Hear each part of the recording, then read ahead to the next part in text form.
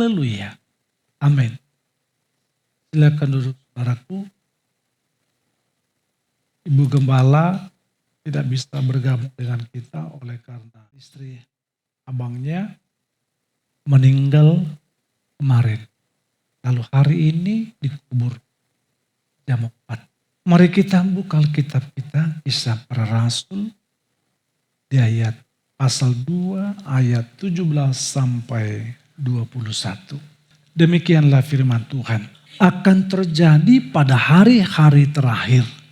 Demikianlah firman Allah, bahwa aku akan mencurahkan rohku ke atas semua manusia. Maka anak-anakmu laki-laki dan perempuan akan bernubuat. Dan taruna-tarunamu akan mendapat penglihatan-penglihatan. Dan orang-orangmu yang tua akan mendapat mimpi. Juga ke atas hamba-hambaku laki-laki dan perempuan akan kucurahkan rohku pada hari-hari itu. Dan mereka akan bernubuat. Aku akan mengadakan mujizat-mujizat di atas, di langit. Dan tanda-tanda jaib di bawah, di bumi. Darah, api, dan gumpalan-gumpalan asap. Matahari akan berubah menjadi gelap gulita. Dan bulan menjadi darah sebelum datangnya hari Tuhan. Hari yang besar dan mulia itu. Barang siapa yang berseru kepada nama Tuhan akan diselamatkan. Amin. Akan terjadi pada hari-hari terakhir. Demikianlah firman Allah, bahwa aku akan mencurahkan rohku ke atas semua, tak terkecuali tua muda, pendeta atau jemaat. Akan dicurahkan rohnya kepada mereka. Ketika mereka ada dalam kasih Tuhan. Pemulihan, kebangkitan jemaat Tuhan. Itu akan terjadi senantiasa dalam gereja Tuhan, bangsa dan negara ini. Pengertian daripada pemulihan itu adalah kebangkitan rohani. Kondisi di mana seseorang atau jemaat mengalami suatu perubahan iman kepada yang lebih baik dan bertumbuh. Pemulihan yang artinya bahwa ada kebangkitan, kebangunan, kerohanian jemaat. Di mana di sana ada suatu pemulihan, pembaruan, peningkatan iman percayanya kepada Tuhan. Dari apa yang kita baca ini bahwa pada hari Pentakosta, sekitar 50 hari setelah kebangkitan Yesus, para murid-muridnya dipenuhi dengan Roh Kudus dan dengan memulai berbahasa, berbicara dengan bahasa-bahasa yang baru. Dan banyak orang Yahudi berkumpul pada saat itu. Melihat, mereka mendengar, menonton, ada yang percaya, ada yang kagum, ada yang menolak. Ada yang tidak mau tahu sehingga mereka berkata mereka mabuk anggur. Lalu Petrus berkata bahwa mereka bukan mabuk oleh karena anggur, melainkan penggenapan daripada nubuat Nabi Yoel bahwa taruna-taruna akan mengalami suatu pemulihan. Saudaraku dalam kasih Tuhan, ketika desa atau kampung mengalami sesuatu kemarau yang panjang, Jakarta sekarang mengalami musim hujan, Cibubur pagi siang sore hujan. Dalam satu desa itu hujan tak kunjung. Lalu apa yang terjadi? Tanah sudah mulai kering dan retak. Tanaman layu. Dan para petani tidak bisa berbuat apa selain hanya menunggu hujan. Lalu suatu ketika hujan turun dengan lebat. Ketika hujan turun itu, hujan itu tidak memilih ladangnya pendeta. Harus ada air hujan. Ladangnya jemaat dikurangi sedikit. Oh enggak. Hujan itu merata di lingkungan itu. Apakah itu ladangnya orang besar, orang kaya, orang susah. Hujan itu tidak memilih, dia datang. Dia tercurah. Lalu tanah itu menerima hujan itu, maka tanah itu subur. Tumbuhlah tumbuh-tumbuhan yang pada akhirnya menghasilkan buah. Roh Kudus dicurahkan Allah pada hari Pentakosta seperti hujan datang dari sorga. Ia tidak dicurahkan hanya kepada sebagian orang, tetapi kepada semua orang yang percaya. Roh Kudus dicurahkan kepada semua orang yang percaya kepadanya. Seperti hujan tadi. Tidak memilih, memilah. Oh ini aku suka, ini tidak. Hujan datang kepada semua ladang itu. Roh Kudus hal yang sama. Dicurahkan kepada setiap orang yang percaya kepadanya. Ia tidak dicurahkan kepada sebagian orang. Tetapi kepada semua orang percaya, roh itu dicurahkan. Siapapun yang membuka hati akan mengalami sesuatu pemulihan, pembaharuan. Seperti hujan tadi, ketika hujan itu datang, maka tanah yang kering menjadi subur. Tumbuh-tumbuhan bertumbuh dan pada akhirnya berbuah. Dan Roh Kudus itu dicurahkan kepada setiap orang yang percaya kepadanya. Maka setiap orang, setiap jemaat yang mengalami pencurahan, kepenuhan daripada Roh Kudus akan mengalami sesuatu pembaharuan, pemulihan. Aku akan mencurahkan rohku ke atas semua. Di ayat 17 itu, semua. Pastikan kita yang dikatakan semua itu. Kenapa? Aku percaya kepada Tuhan. Dan aku membuka hati untuk menerimanya. Buka hati untuk karya Roh Kudus. Tanah yang keras tidak dapat menyerap hujan itu dengan baik. Tanah yang keras itu tidak baik atau dia tidak bisa menyerap hujan itu dengan baik. Ketika Roh Kudus dicurahkan, perhatikan, sebagian orang-orang berkata bahwa mereka kemabukan anggur. Lalu Petrus berkata, ini masih pagi, gak mungkin orang mabuk. Ada orang yang membuka hati menerima dan taat dan datang kepadanya. Tetapi sebagian ada juga orang yang benar-benar merindukan kehadiran Roh Kudus dalam dirinya. Sehingga di ayat 17 dikatakan, aku akan mencurahkan rohku ke atas semua. Untuk itu mari kita sekalian dan berkata, aku selalu menyiapkan hatiku sehingga hatiku ini bagaikan tanah yang subur. Sehingga ada hal-hal yang terjadi dalam diriku. Hujan datang, ada perubahan di tanah itu. Ada pertumbuhan, ada kehidupan. Jemaat yang dipanggil, kiranya senantiasa merendahkan hati dan bertobat dan rindu untuk dipenuhi dengan Roh Kudus. Jemaat yang memiliki kerinduan untuk dipenuhi dengan Roh Kudus, jemaat yang mengalami pertobatan dan mengalami suatu perubahan dalam hidup. Tapi kalau ada umat Tuhan keinginannya untuk dipenuhi dengan Roh Kudus, tetapi tidak ada suatu sikap perubahan yang lama tetap ada padanya. Itulah yang dikatakan bahwa mereka sedang mabuk, kata orang Yahudi pada saat itu kepada murid-murid Yesus. Mereka tidak menerima, mereka mengeraskan hati. Maka tidak ada yang terjadi sesuatu dalam diri mereka. Kitab Yeskel 36 ayat 26 dikatakan, aku akan memberikan kepadamu hati yang baru. Ada sesuatu terjadi dalam diri kita ketika ketika Roh Kudus itu memenuhi kita, apa yang terjadi? Hati kita dipulihkan menjadi hati yang baru.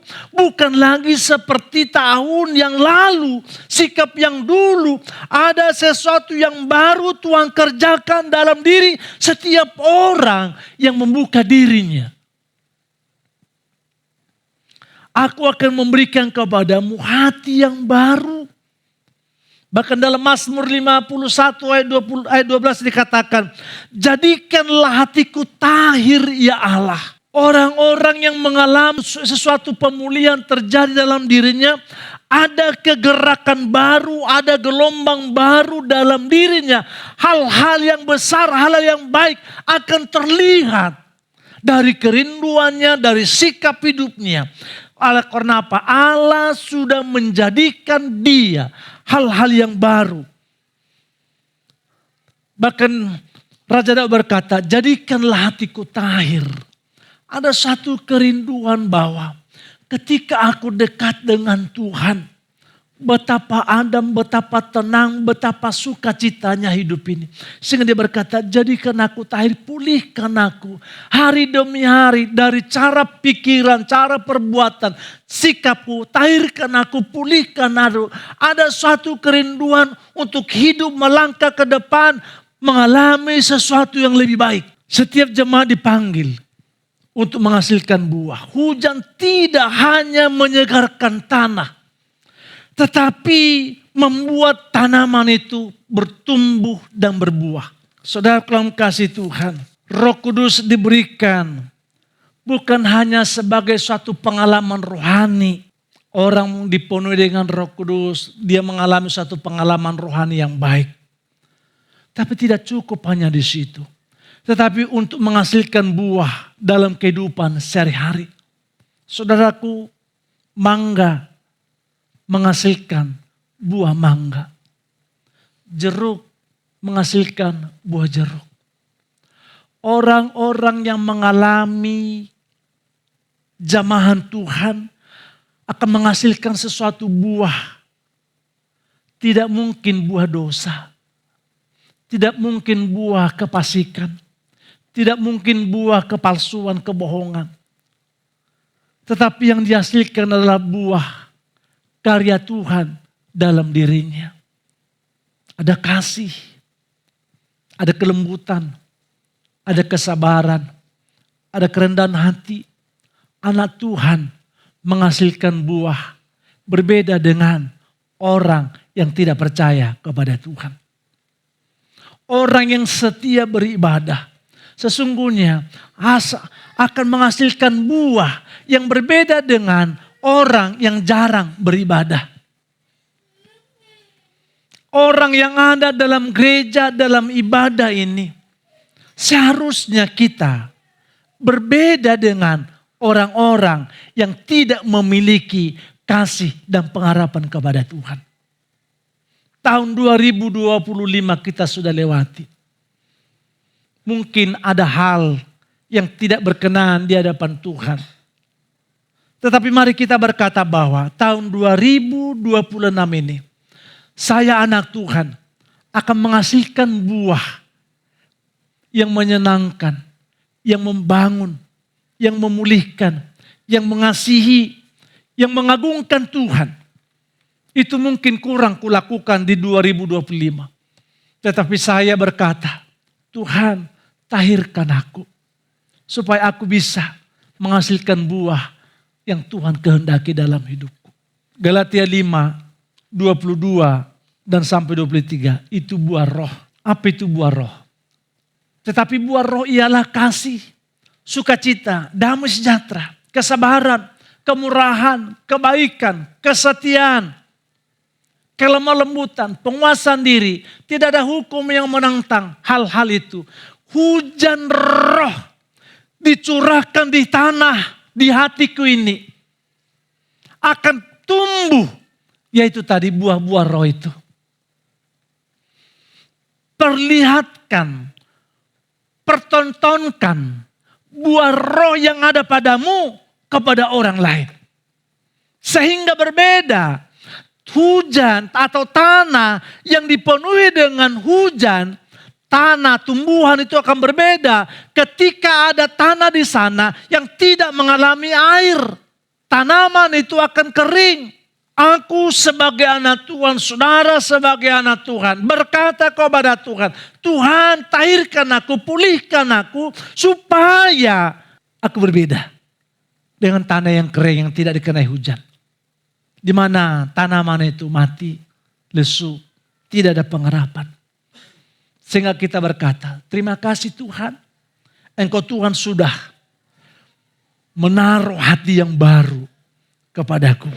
Yohanes 15 ayat 8. Dalam hal inilah Bapakku dipermuliakan, yaitu jika kamu berbuah banyak. Kata berbuah banyak ini adalah terus menerus menyatakan buah kasih itu dalam hidup.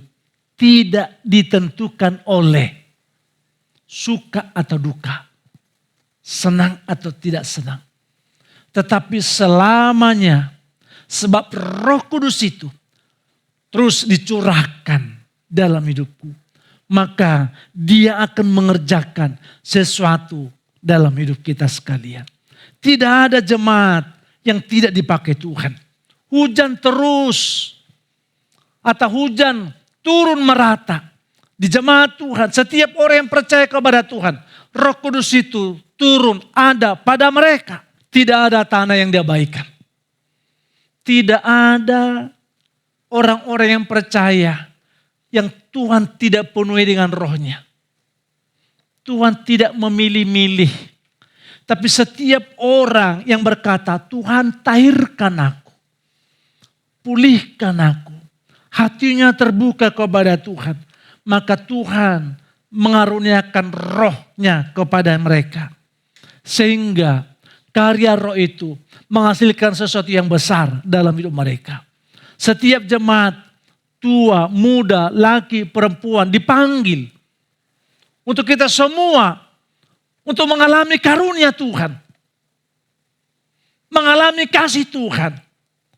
Sehingga hujan itu dia tidak memilah-milah tanah yang harus dia sirami. Tapi kasih karunia Tuhan turun untuk kita sekalian. Laki, muda, tua, kaya, miskin. Tetapi ketika kita semua membuka diri dan percaya kepadanya, karunia kasih Tuhan dianugerahkan kepada kita. Kepada tiap-tiap orang dikaruniakan. Mari kita baca dulu. 1 Korintus 12 ayat 7. Setiap jemaat GBK Kampung Belakang dipanggil berbuat sesuatu, melakukan sesuatu, melayani sesuai dengan karunia yang Tuhan berikan kepada kita. 1 Korintus 12 ayat 7. Tetapi kepada tiap-tiap orang dikaruniakan penyataan roh untuk kepentingan bersama. Tiap-tiap jemaat yang memiliki sikap untuk itu buka hati, buka pikiran kita dan berkata kepada Tuhan. Yang Tuhan berkata tiap-tiap orang, saya salah satunya. Untuk mengalami penyataan Tuhan.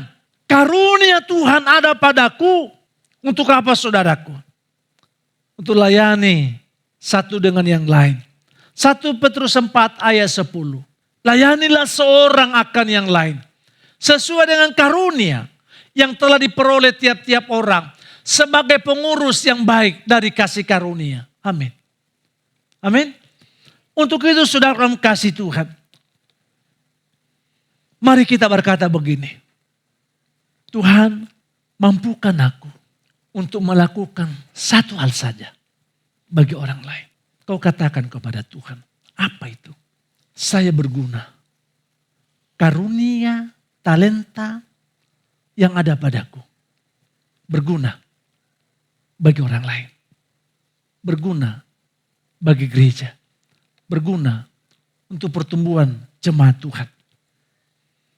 Sehingga kita berkata begini, Tuhan mampukan aku untuk berbuat sesuatu. Bagi orang lain, bagi gereja. Orang-orang yang berkata begini, Tuhan tahirkan aku. Untuk apa?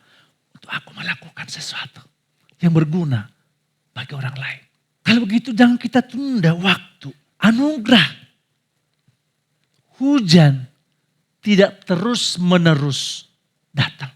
Ada waktunya. Sekarang musim hujan. Apakah terus-menerus musim hujan? Tidak. Ada waktu anugerah. Ketika anugerah itu datang, respon, terima, buka hati. Jangan tunda. Hujan tidak datang selamanya. Ada waktu tertentu. Roh Kudus adalah kesempatan untuk kita bertobat dan berseru kepada Tuhan. Kehadiran Roh Kudus itu, mari kita respon dan berkata, aku mau mengambil sikap. Berarti tidak menunggu waktu. Tetapi kita memiliki sikap, aku mau. Mau untuk melangkah, mengalami sesuatu yang baik dalam hidup. Tidak menunggu, senang atau tidak senang, kaya atau miskin.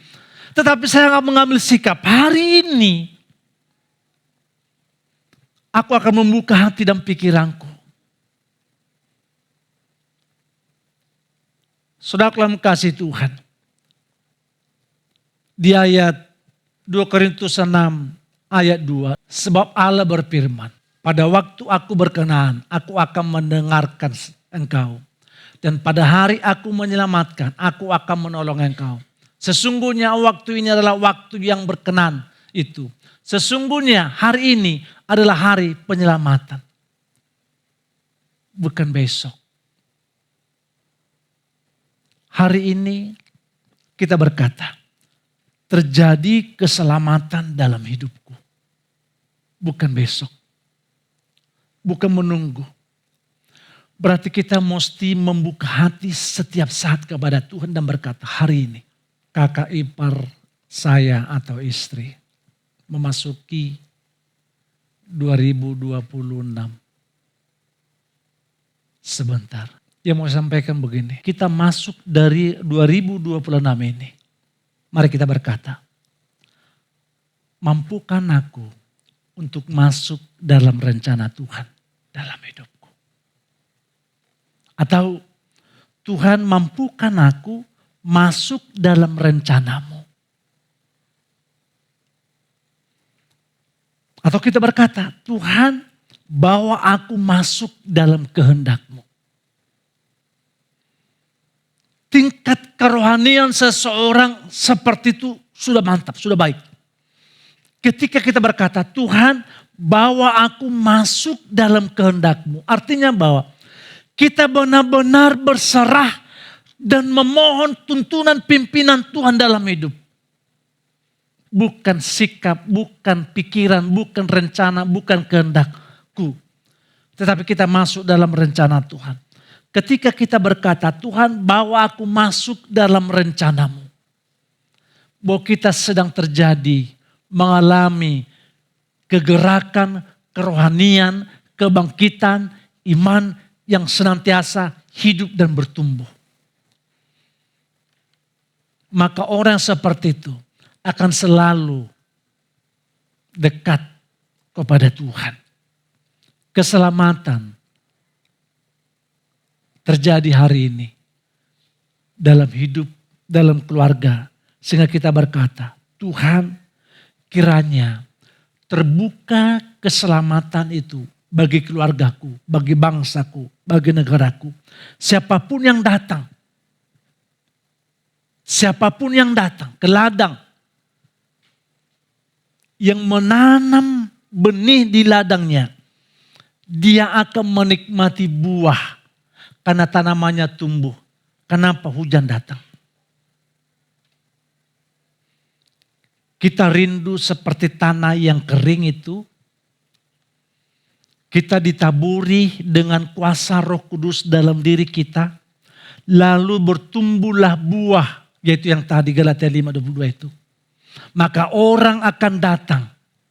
Melihat. Ingin mengalami dan menikmati. Buah yang ada dalam pengeringan kita kepada Tuhan. Sehingga kita berkata begini, siapapun yang melihat aku, yang mendengar aku, yang ada di sampingku, yang ada di wilayahku, akan menikmati buah-buah kekristenan, buah-buah kasih di dalam kehidupan saya. Jemaat dipanggil untuk bersaksi. Ada tugas tanggung jawab kita. Ketika kita masuk dan berkata begini, Tuhan, bawa aku masuk dalam rencanamu, bawa aku masuk dalam kehendakmu, maka kita sudah pasti berkata begini, aku siap menjadi alat Tuhan. Aku siap menjadi saksi bagi orang lain. Aku siap menjadi alat Tuhan. Sehingga kita berkata, Tuhan, aku yang alatmu ini perlengkapi dengan kasih karunia, talenta, kuasa, mujizat. Karena engkau panggil aku untuk menjadi saksi bagi orang lain.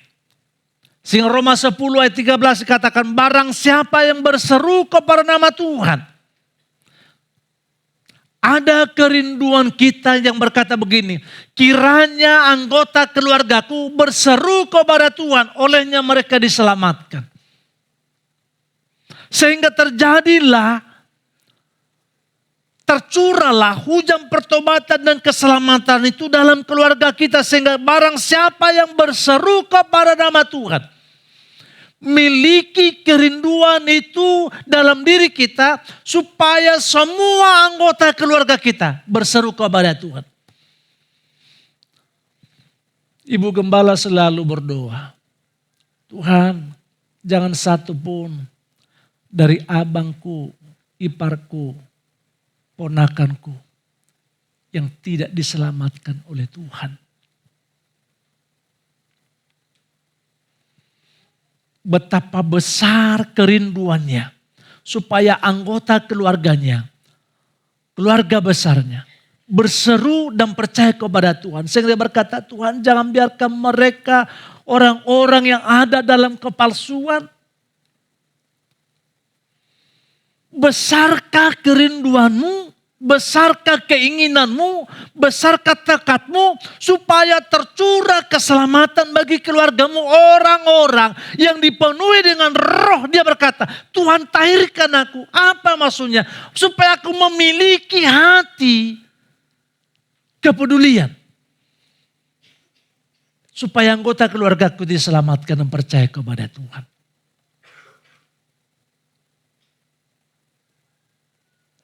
Kiranya anggota keluarga kita semua diselamatkan. Roh Kudus telah dicurahkan. Amin. Di hatiku, di hatimu. Pasti hati kita berubah.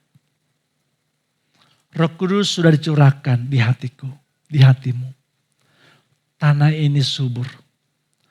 Pasti bertumbuh dan menghasilkan buah. Galatia 5. Pertahankan buah iman percayamu dalam hidupmu.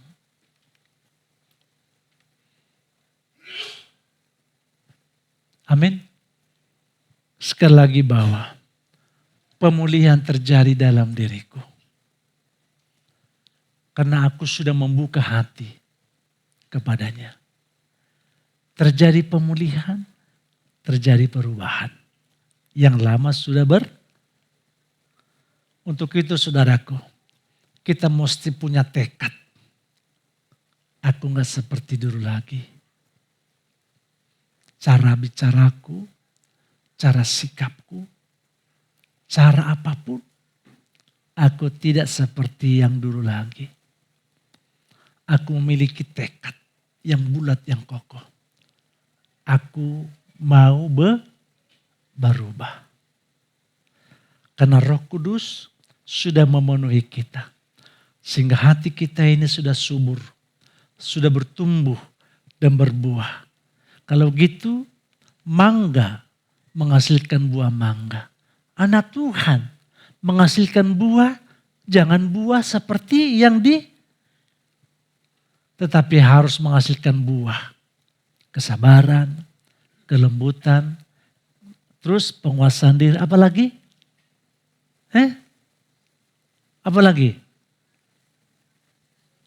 Satu hal, Tuhan, biarkan terus buah yang ada dalam hidupku